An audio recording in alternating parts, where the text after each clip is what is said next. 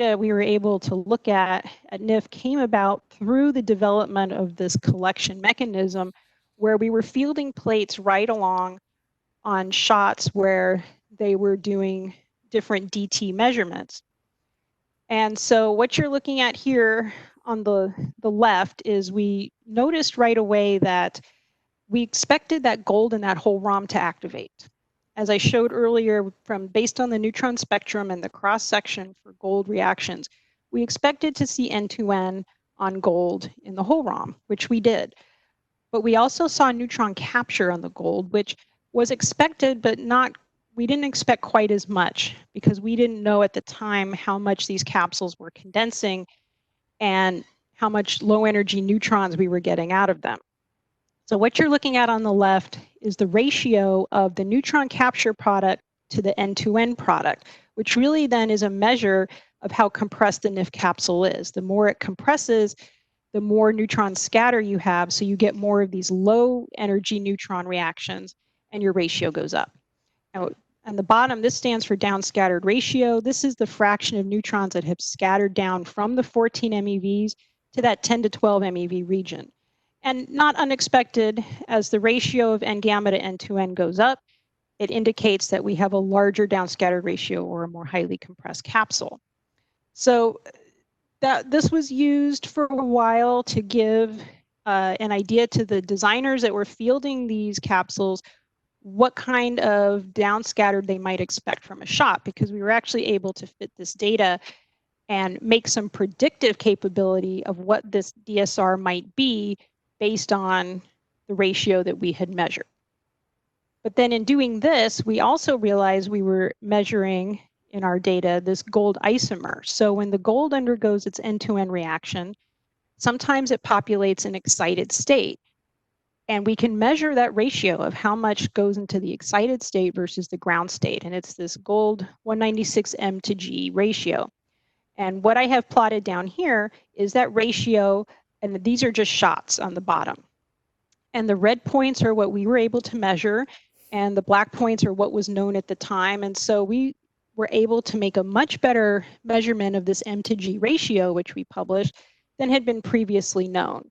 And it got us to thinking about how the fact that we have such a large neutron flux at NIF, that we could make much better nuclear measurements, meaning that the error bars were lower. And in fact, our group just had a big paper come out finally this year that talks all about gold decays, including gamma ray energies, intensities, and branching ratios. So nuclear data we can do, but then we wanted to be able to apply this to our laboratory's mission space of national security. So the next question was, what kind of nuclear data do we want to focus on at NIF? So let me talk first about the forensics program. So in nuclear forensics, we're always interested in having better nuclear data. So what do I mean by nuclear forensics? This is the idea that hopefully we will never exercise it, but that some bad guy sets off a nuclear device somewhere, and that we would try to figure out what happened and who did it.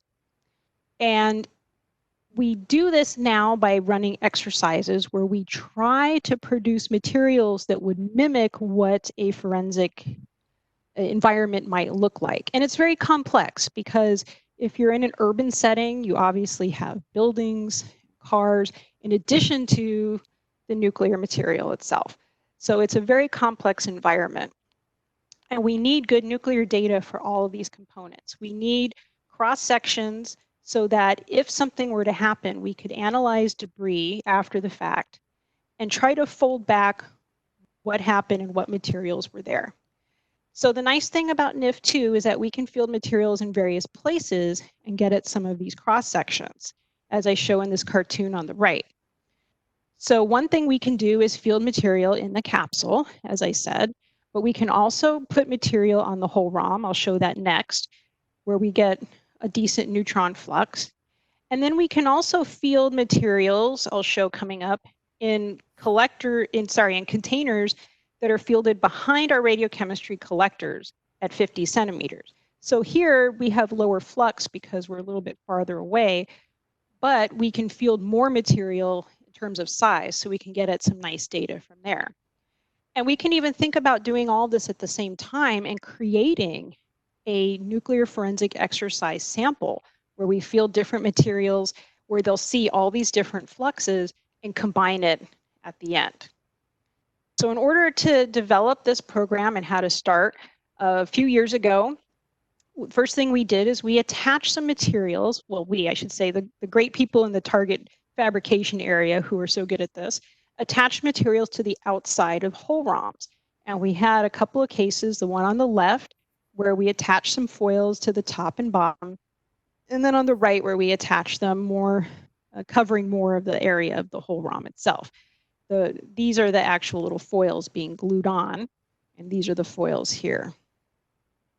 And we chose some materials, rare earth foils, that we had not seen a lot of in our NIF samples, so we didn't think there'd be a lot of interfering material.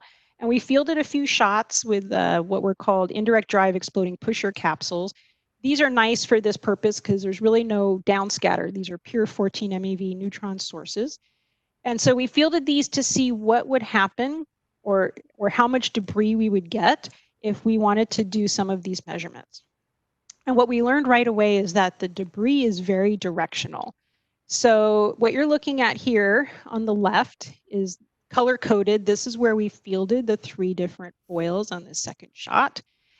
And this is our Vader collector, Vast Area Detector for Experimental Radiochemistry, perhaps one of the greatest acronyms ever made. And Vader was looking at this part of the hole ROM, so the gadolinium foils. And what we saw in our gamma spectrum, which is shown below, is we didn't see any of the other materials. We saw activated gadolinium, we saw the gold from the hole ROM, but we did not see any thulium or neodymium. And so what this told us is that really it's very directional, and your debris is going, you just have one line of sight. So it implies also that you could put different materials around a hole ROM at the same time and actually do multiple experiments as long as you have a collector looking at that line of sight. We also learned that adding all this material to the outside enhanced our debris transport. In order to get through that harsh environment at NIF, we need to actually encourage the debris to travel to our collector. And we were able to get much more of it just by adding this mass. So now we do that every time, even if we're not measuring the specific material on the hole ROM. So we showed that we can put material on a hole ROM. And then this is the container I was talking about. TOAD stands for Target Option Activation Device, but really it's because this reminded us of the toad in the hole breakfast dish, where we have a plate and there's a depression in it, and we can field foils in here, and then this seals up, and we put this behind our collector. So it's really kind of like a sealed source. It goes in as a target, it sees the wave of neutrons, and then we take it out and analyze it. And these can be done right along on other shots as well.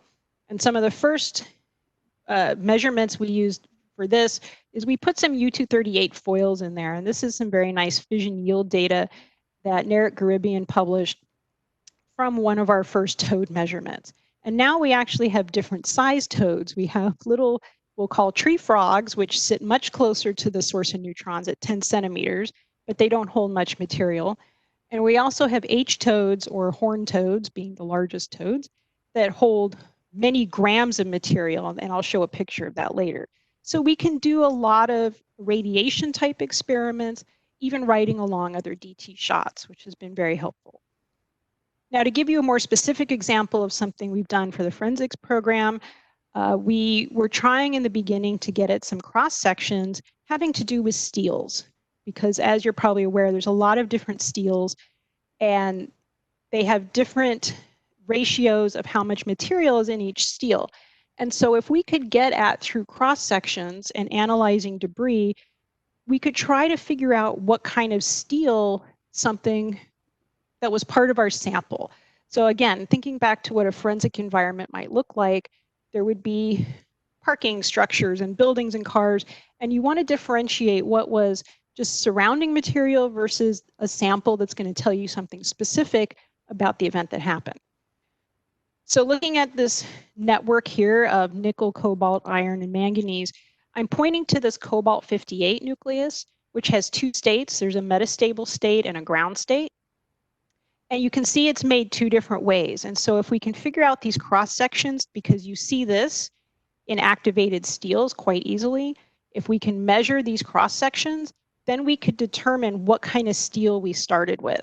And down here, just to show you, here's again a typical NIF spectrum and the two cross sections from this cobalt, which is an N2n, and then this nickel, which is an NP. That means it spits a proton out at the end. So the goal that we had was to use our toad and to field different steels and to try to measure these cross sections. Now this plot's a little busy, so let me walk you through it. What you're looking at on the left-hand side are data that were in the literature for this cobalt reaction and this nickel reaction. In both cases, this black line is the evaluation, which means that the database of nuclear data has that black line as the overall reaction cross-section. Then there were measurements that were claimed to have been made to the isomeric state in red and the ground state in blue. And down here you see there's already an issue because they're claiming that this data is to the ground state, but it looks like it's really data going to the total, the sum of states, both the isomer and the ground state at the same time. So there's something right away wrong with this data, or what they're claiming it's related to. So now over here on the right, these are the measurements we made using this NIF shot, where the dots are our data at 14 MeV. And you see we get here very close to what was reported in terms of cross-section for the total reaction, the isomer and the ground state for this cobalt. And then same over here with the nickel. It's a little hard to see here, but there is a blue and a red point that we can differentiate between the ground and the metastable state. So we can start to figure out what these cross-sections look like. Now, if we fielded the same thing on a NIF shot where there was more compression in the sample and had more low energy neutrons, we could probably start to get at some of these other cross sections too and try to figure out what's happening here in this mess in the literature. And these are results that we've been writing up for a while. Now, quickly, I want to mention another thing we've done in collaboration with UC Berkeley Nuclear Engineering is to try to get to some of this neutron spectral modification. So we know if a capsule compresses, we can push a neutron spectrum down to lower energies. And the question was, can we actually force it to a specific spectrum by fielding materials that scatter or absorb neutrons? So the students at UC Berkeley were doing MCMP models of this DIM where we fielded, this is our H-toad. It's this big can right here that fields a lot of material. And they put together, they did a model to say what kind of material would go in there to generate a certain spectrum. And then we would field for them a series of polyethylene, which absorbs neutrons, with certain metal foils. We would make the measurements on a NIF shot, and then they would check their models. And we had a graduate student just finish who was working on this project, but it was very successful and shows that we can do something with even modifying the spectrum intentionally to get at certain nuclear reactions. Now I'm going to move from what we've done for the forensics program to what we're doing for the Stockpile Stewardship program. And this is looking at N2n reactions.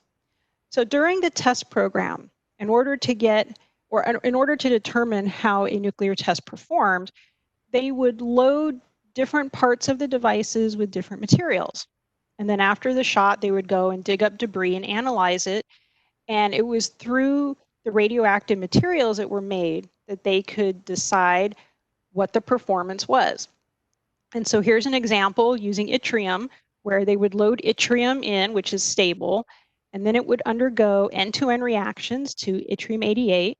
And then the neutron flux would be so high that this yttrium-88 would also undergo N2n to form this yttrium-87. And so in the end, they would measure this 87 and 88, and that would tell them something about the neutron flux. Now, the only problem is that there's not a lot of data for this 88 to 87 reaction. As you see here on the right, there's only been one experiment ever done at 14 MeV, and it was done back in 1984. And so there's some uncertainty in what this cross-section is. The other thing that's uncertain is you see here that when this yttrium-89 absorbs a neutron, it can actually populate these excited states up here first, which can then either undergo decay to the ground state, or they can also undergo N2n from these excited states. Now, what this cross-section might be from these states is completely unknown. And that's because at an accelerator, you can't get enough neutron flux to populate those states and then do a subsequent reaction on them. But that's something where NIF can actually help us because we have a short burn time of about 10 picoseconds. And these states, as you see, live longer than that. So these are considered long-lived compared to the burn. So they will be available as targets. And also because of the large neutron flux, we don't need much material.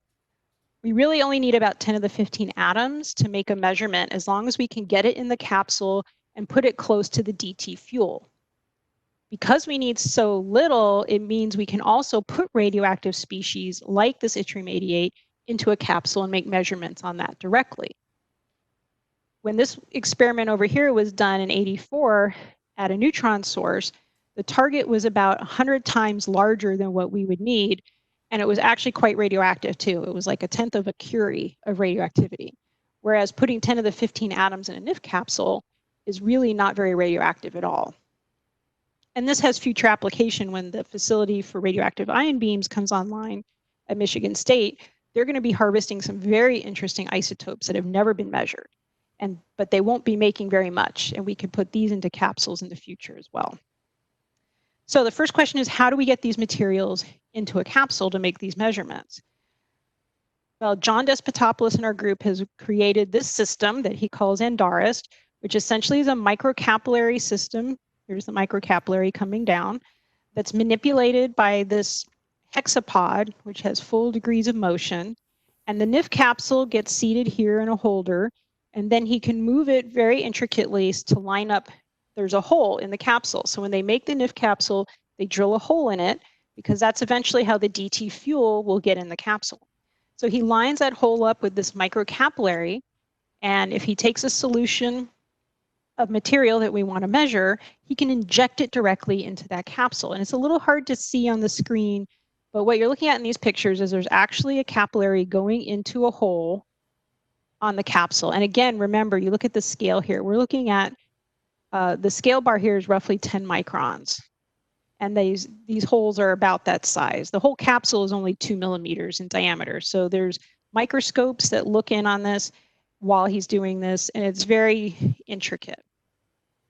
And what we've learned is that cleanliness is a huge issue with our chemicals. We can't just take a solution of something and put it in. Because we're talking about things on the micron scale, we really need to have ultra clean materials that go into the capsules. So we've actually been doing a lot of work on how to get ultra clean solutions. We've done this a few times now, and the first capsules we did had U-238 that we injected, and now this puts it basically on the inner surface of the capsule. He fills the capsule with the solution and then dries it, so the material dries as a layer on the inner surface of the NIF capsule. Then if you were fielding this at NIF, the DT would come in through the hole, and then you would do your shot. So we did this with U-238, and then we also have done it with beryllium-7 and 10. I'll talk about those experiments a little bit later. This was for an astrophysics experiment. But to note here, the beryllium-7 actually only has about a 50-day half-life. So we were able to produce beryllium-7, clean it up, inject it into a NIF capsule, and shoot it all within the time before it decayed completely where we couldn't measure it. So we can do things with roughly a 50-day half-life. Pushing it faster would take a little bit more, what's the word I want to use? Well, besides speed, coordination, because we have to fill capsules and we also have to have General Atomics attach fill tubes, and then Target Fab has to create the final target. So things can be coordinated, but 50 days we found is kind of pushing it right now. Luckily for us, that yttrium-88 that we're interested in, I showed you on the previous slide, is 100 days, so it will give us twice as much time. Now, how do we make a cross-section measurement out of this? Well, we have to do a reference reaction, so we use a known unknown type situation. So this is the reaction for a nuclear reaction. You start with little n of the detector element that you're trying to measure. This is flux and this is cross-section. Now, if we co-load two things together in the capsule, one where we know the cross-section very well at the energy of interest, then the flux actually cancels, and we can put it in terms of an unknown cross-section, in terms of a known, and the number of ingoing atoms and the number of atoms we've produced. And here now the uncertainty in this unknown cross-section is, cancel stretch break. This really now has to do with the assay of the known and unknown materials and the error in the known cross-section. So what we've decided to do for our upcoming yttrium measurement is to use thulium-169 as our known. And over here, I'm showing you the data. It's been very well studied over the years. This is thulium-169 N2n. So the idea is we co-load that as our known with an yttrium-88, and we measure the cross-section of yttrium-88 N2n. And we think we can make this to about 5%. But because the yttrium-88 is only 100 days and we have to produce it, clean it, and get it in a capsule, the first thing we're going to do is validate all of this with a known, which in our case is yttrium-89. Being stable, there's a lot of data on yttrium-89, so it will allow us to understand what kind of uncertainties we get doing this reaction in the plasma environment at NIF as compared to doing it at a neutron source like a reactor or an accelerator. So the idea is we're going to use yttrium-89 as a substitute for our unknown. We have to load in our known, which is thulium-169. And then we also need to know how much we collect of our debris. Most of our debris collection only has roughly a 1% collection efficiency, and we need to know exactly what that is. And the way we do that is to actually co-load with these two isotopes, two radioactive species that travel with these, and we know how much we put in the beginning, so we can measure exactly how much we collect at the back end. Now, we had a shot to measure the first yttrium-89 measurement in February, and right at shot time, the whole ROM failed, and so we did not get to shoot it. So that's science, as most of you know. So now I'm saying the first shot is November because that is the repeat is coming up this November. Unfortunately, it's not a repeat. It will be the first time we do it. But what we did before this is there was a question about how things will condense because everything's coming out of a plasma. And we assume that yttriums will all travel together and thuliums will all travel together. But the question was, will their tracers travel with them as well? Or are we going to see separation, otherwise known as fractionation, in our collectors? And do we have to account for that later? So we did field a couple of shots this past January before we all got sheltered in place, where we were trying to establish fractionation between dopants in a capsule. And we put yttrium, thulium, and europium on the inner surface of a capsule. And we chose these because they're all +3 elements under normal chemical conditions. And so normally on a benchtop, these would basically all travel together in terms of precipitating or their chemical properties. So this would be a good way for us to figure out if the plasma environment was somehow affecting the chemistry of these. So we put these in, we shot 2 of these, and then we had to shelter in place. So we're still waiting for the mass spectrometry results. We did do gamma spec on the thulium-168, which is radioactive. So we were able to see that we collected material. And this was the first time we put this gold sleeve around our whole ROM. And again, this is to enhance the debris collection by adding mass. So in November, we're going to have a very similar shot, except we're going to add yttrium-91 as an yttrium collection tracer.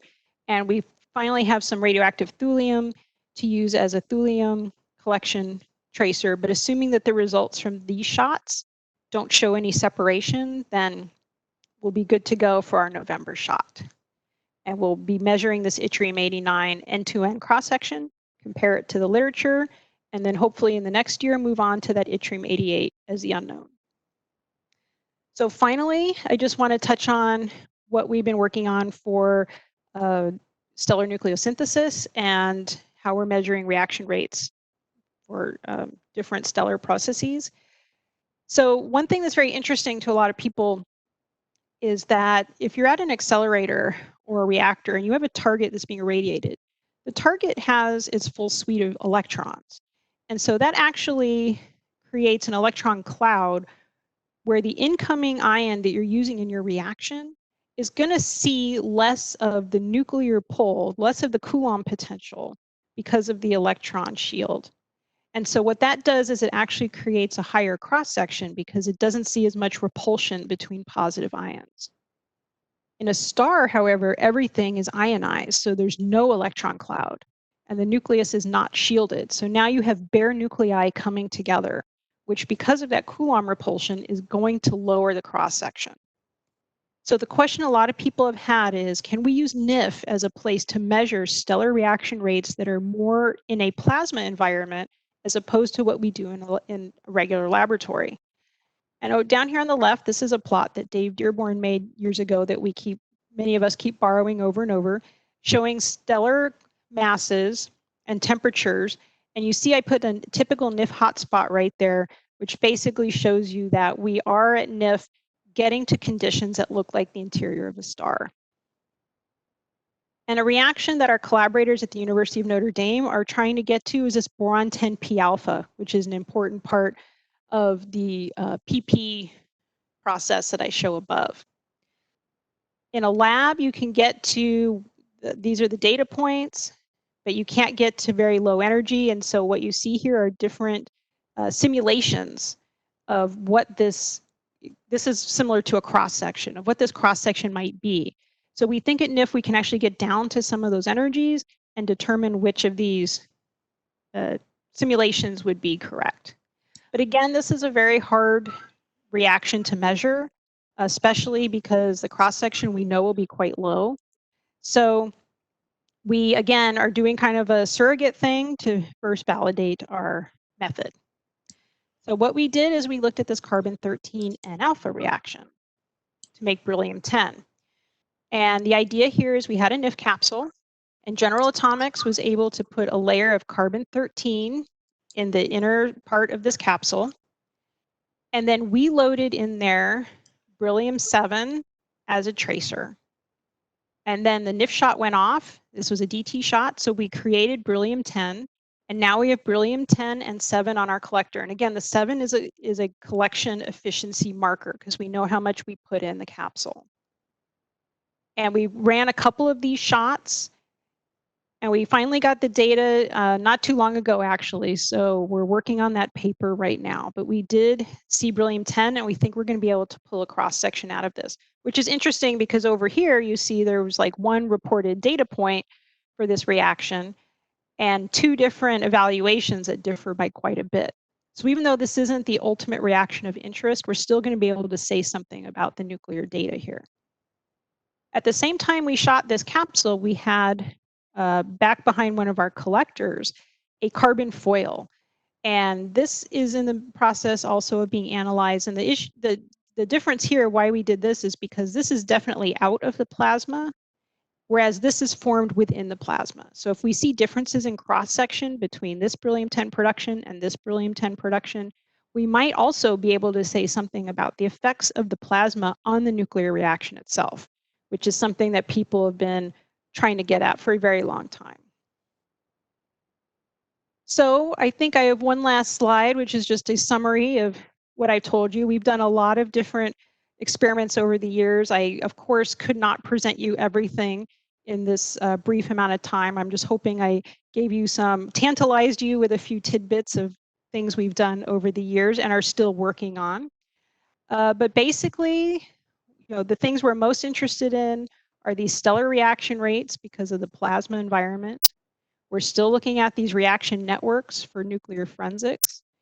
And our current shots, which we have in November and then next May, are looking at these N2n reactions on things that are relevant to the underground tests that we perform.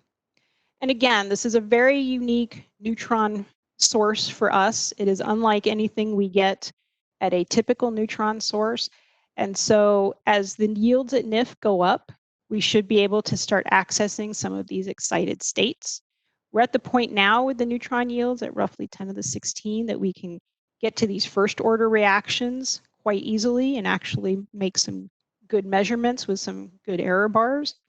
But as the yields go up, we will then start to access these excited states, and we'll finally be able to make a measurement not directly from an excited state, because that would be, you wouldn't be able to tell which one you were coming from, but we'll be able to say something about the contribution of these states to the overall cross section, which right now we don't really know. It's purely calculated.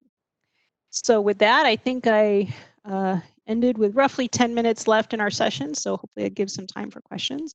So thank you all very much. This was actually a lot of fun today to give this talk, and I'll be happy to take questions. Thank you very much. That was a very nice talk. So I'll start the question off with basically, for the benefit of the students, could you tell them how they could get more involved in this research and learn more, and where to go next? And also, if you have questions, please, you can enter them in the chat feature. So if you just move your mouse, you can see a little text bubble and enter it in. And please tell us more about where to learn stuff. I'll read the questions after you're done answering that question. So most of us that work on this have background in either nuclear physics or nuclear engineering or nuclear chemistry or radiochemistry. That doesn't mean if you're not studying one of those things, you can't do this. Basically, what people need is kind of a basic 101 on nuclear reactions and how to measure them. Really, it's a measurement science, and we're learning new things all the time. Like, for instance, how do we get these ultra clean chemicals into a little tiny NIF capsule? That's something that was way out of our comfort zone. So we've been soliciting help from chemists on that, and also engineers on how to make the injection system better.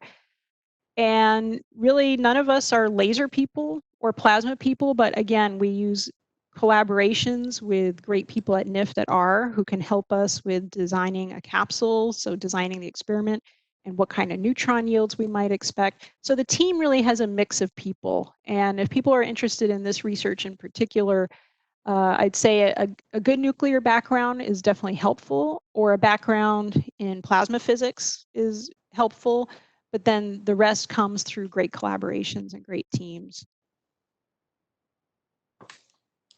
Thank you. So Corby Legaluik asks, or says, excellent talk. Would it be possible for someone to send out the slides? So we will I can probably, yeah. I will send them to you. I'll put the IM number on the front and send them to you. Thank you. So yeah, so you can email me directly for the slides, or you can email Dawn, and also they'll eventually be on the HED science website.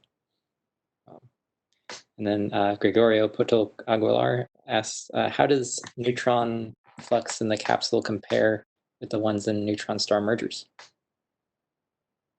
Oh, that's an excellent question. And you know, I wish that I was looking at my collaborator from Notre Dame right now, because she could spit that out at the top of her head. Someone will have to remind me what the neutron star merger predicted flux is supposed to be. But right now, to tell you what's going on at NIF is we get yields right now that are roughly 10 to the 16 neutrons. And so if you think about a compression area that's like 30 microns and a burn time of 10 picoseconds, that's the kind of flux numbers. And I think I showed that on one of the earlier slides, what kind of flux numbers we're getting. Let me go back to that. I won't display it. I'm just going to cruise back and just tell you what it was. And then you can tell me how that compares with the neutron star merger. Yeah, so within a NIF capsule, we're saying that we can get roughly anywhere from 10 to the 27 to 10 to the 33 neutrons per second per centimeter. So hopefully that gives you some perspective of what kind of neutron flux we're getting here. Okay. So Oliver Gorton says, really great talk. Are you able to produce uncertainties for the cross sections measured at NIF? I didn't see any on the data you showed.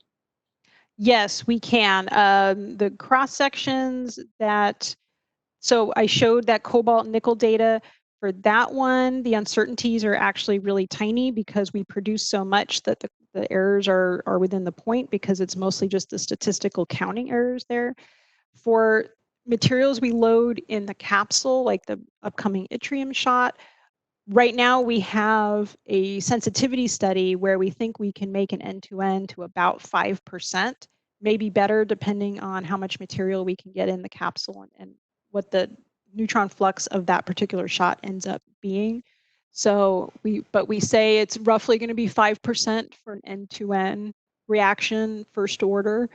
For a second order reaction, which we're not quite there yet with the neutron yields, but that we think we can get to, again, depending on the yields, maybe about 15%, which sounds like really large, but since most of those have no data, it will probably help constrain the models even at a 15% error. Thanks. Michael Cruz says the NIF DT neutron spectrum is peaked at 14.1 MeV, but there is actually a spread around that energy ranging from roughly 13 to 15 MeV. When you report a cross-section at 14 MeV, how do you take into account the spread of neutron energies? So the spectrum, the spectrum is not measured directly, unfortunately. I mean, some of it is through time of flight, but basically the diagnostic data is then folded into a model which produces the spectrum for us. So there is some uncertainty, as you point out, on that spread in general because it is a simulated spectrum. So in that case, we just have to take into account, we have to basically come up with an error on the neutron energy. And one way we can do that is with the known that we load, because those are so well known around 14 MeV and very close that we're going to use that to try to get at some of the uncertainties in the neutron spectrum. That's why we're doing a known unknown.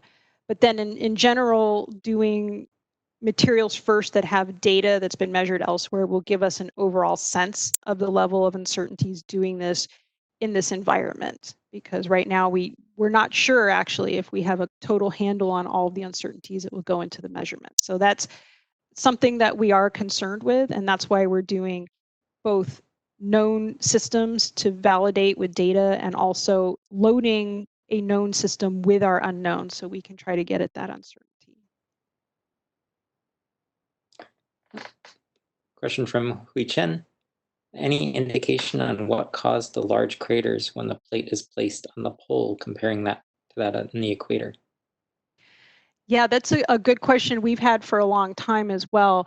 The only thing we can think of, because those were SEM images, is because we're over the laser entrance hole, that potentially just much more, I don't have a very scientific term for it, I'm just going to say chunky debris is getting out of the hole and having a direct line to the plate, whereas at the equator, the whole ROM is sort of containing that, the whole ROM's so massive, it's containing the debris more, and so the whole thing is then exploding outward somewhat isotropically and condensing on our plate. So we're not exactly sure what the identity of the particles are, because when we put them under the SEM, we tried to do elemental analysis, but whatever caused it, we couldn't see within the sensitivity of the SEM. We only saw the plate material itself. So it wasn't like there was a crater with something in it that had a different element. So our only thought is that being over the laser entrance hole, there must be larger particles that are not vaporizing uniformly and they have a direct line to the plate. But that's a little bit hand wavy because we weren't able to actually see the identity of the material that caused the cratering. So Oliver Gorton has a similar question to Michael. If you use downscattering to probe other neutron energies, how will this affect the uncertainty and incident neutron energies? Yeah, that's something we're actually thinking about right now, because one thing we're thinking of the future, I didn't put a slide here today for time, but we're thinking about neutron capture, which is very sensitive to low energy neutrons, and it's really going to sample that low energy part of the spectrum, which is not as well defined or characterized. And so how do you account for uncertainties in those neutron energies? Right now, we're doing some sensitivity studies, again, using this known unknown idea that if we put something in with a known cross-section, we will get a handle on the uncertainty. But the other problem with the neutron capture is there's things change very rapidly. There's a lot of resonances, and so you can have a small change in neutron energy and really change your cross section dramatically. So we're kind of thinking about that right now. I mean, you're hitting the pulse of how we're trying to design these kind of experiments. And we think there, in addition to loading in a capsule, a known unknown, we may have to also put around the whole ROM different materials that are sensitive to different neutron thresholds, or put something at distance. It's like, you know, in reactors, they do a foil stack to get at neutron energies. We're going to have to do something similar where we have like a foil stack either around the whole ROM or at 50 centimeters, where we can look at the different threshold reactions and try to, we probably won't be able to say exactly what energy, but we'll be able to say what range of energies hit our sample. So Corby Lagowandek, sorry about the pronunciation. Yes, is there a desire to add additional Vader type instruments at different angles to acquire more data? With the smaller number of shots, it might be useful. Absolutely. The reason why we don't have more hardware, if you will, in the chamber is we have to field on a DIM. And so when we started this, we really only had access to 2 DIMs. The polar DIM, where we found out collection is very poor, and then the 9078 DIM on the equator. So we really only had one line of sight where we could see debris. And then later we attached collectors to DIM 9315, which is again on the equator on the other side. And in an ideal world, you know, if we had full access to the NIF chamber ourselves, we would field some kind of, I don't know, you'd feel the whole NIF experience in some kind of vessel where you could then get the entire debris field off the inside of the vessel. So since we can't do that, we have to take advantage of the fact that we know on the equator we get pretty good collection. So we don't worry too much about other angles. I'm sure there might be a sweet spot somewhere between 0, and 90 degrees. But since there's no DIM there for us to explore that, we really can't say. But we know on the equator we get decent collection. And then what we do is just try to maximize our surface area. That's why we use this large area collector now that's really just a flat dish that covers more surface area, sorry, more of the 4 pi, let me say, 4 pi area than the little collectors. And that's kind of all we can do right now unless we got full access. And the other thing is we also need to do other diagnostics at the same time. So we have to ride along with those other diagnostics as well. So the idea is to maximize our coverage while still allowing these other diagnostics to do their thing. So Corby has some comments that it might be possible to redesign Vader to collect more information, but it might be limited to the DIM size.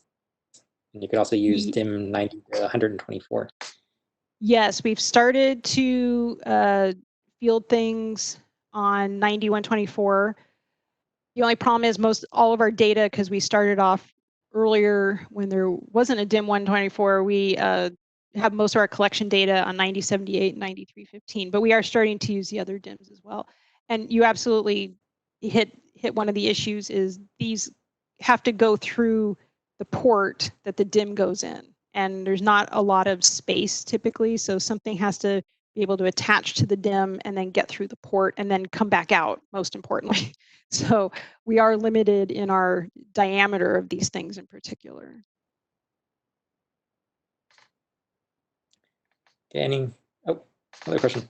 After neutron capture, will it be possible to measure inelastic neutron scattering cross sections at NIF? Oh, I have to be honest, I haven't even thought of that one. I think neutron capture is going to be a big challenge for us. We're trying to figure out how to do that with actually pure deuterium fills, because those peak down at 2.45 MeV. Have not thought about neutron inelastic scattering. I'm gonna say we'll talk about that in a couple years. Okay. Any other questions? I'd like to thank you again very much for the very nice talk.